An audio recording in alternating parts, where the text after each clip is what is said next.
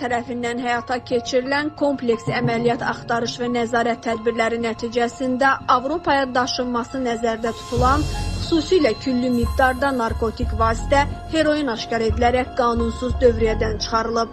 Azərbaycan Respublikası ərazisindən tranzit keçməklə İran İslam Respublikasından Estoniya Respublikasına kafel yapışdırıcısı yük aparan vaqon Astara Dəmir Yolu gömrük postunda saxlanılıb və yükə stasionar rentgen qurğusunda baxış keçirilib.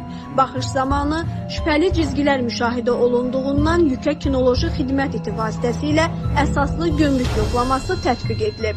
Kinoloji xidmət itinin reaksiyasından sonra aparılan yoxlama zamanı 3250 ədəd kisədən 44-ündə xüsusilə küllü miqdarda qablaşdırmaları ilə birlikdə ümumi təqribi çəkisi 456 kiloqram 800 qram olan narkotik vasitə heroin aşkar edilib.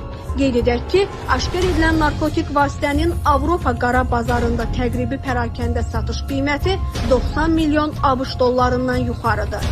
Faktla bağlı araşdırma aparılır.